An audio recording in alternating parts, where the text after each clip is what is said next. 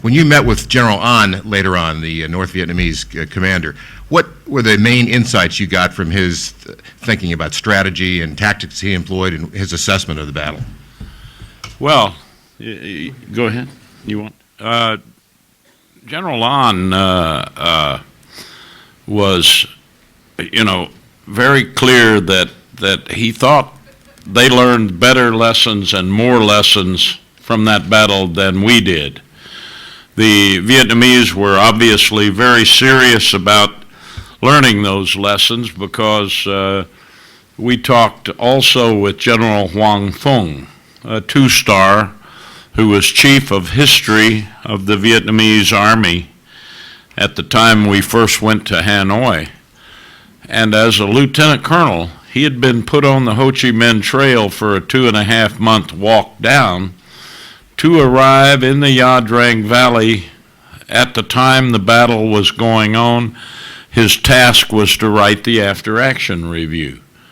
And he did so, a 69, 70-page pamphlet titled How to Fight the Americans, which they published and circulated among all their troops and among the Viet Cong in the South as well.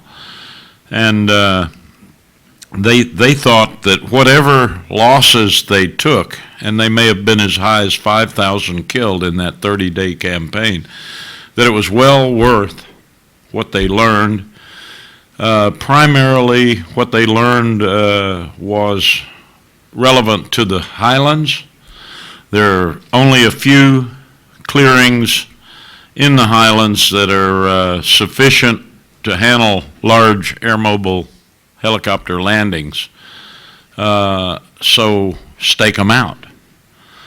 Put some scouts on every one of them with a radio or with some sort of communication system so they can pass the word the Americans look like they're going to land here.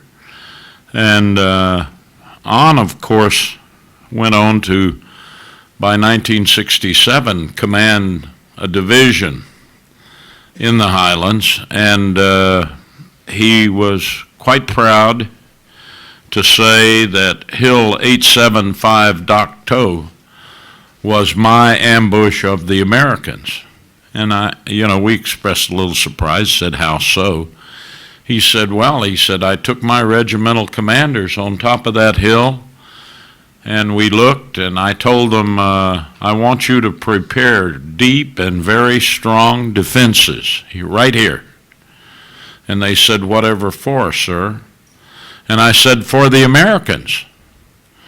And they said, sir, there are no Americans. He said, you provide the defenses, I'll provide the Americans.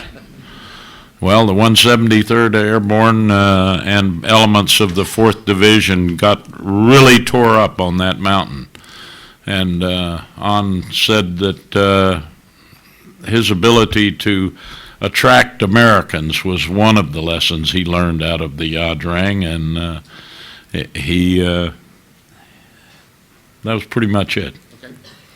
I'd like to add one more thing. Sure, General. On General An. General An and I became good friends. Joe Galloway and I have been back to Vietnam 6 or 8 times.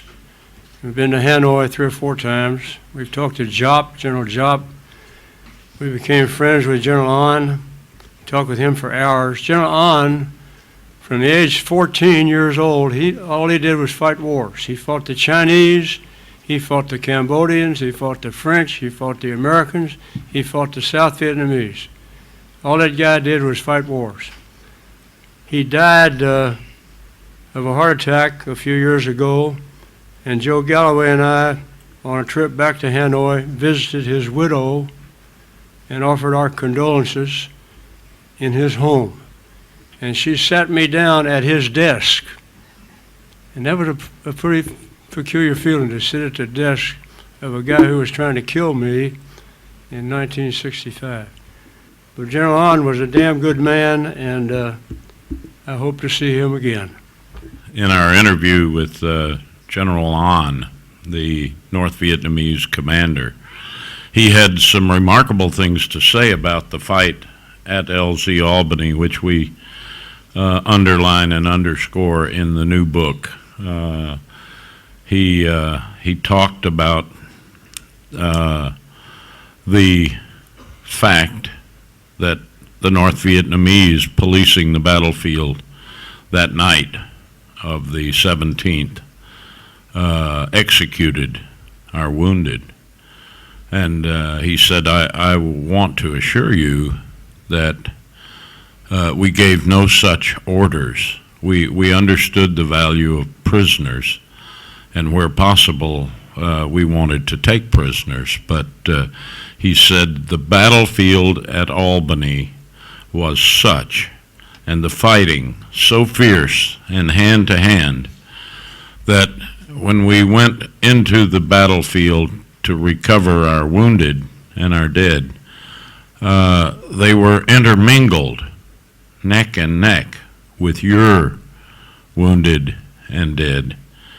And it is not possible on a battlefield like that to walk through tending to your wounded and ignoring wounded and armed soldiers who are your enemy. You pass them by, they'll shoot you.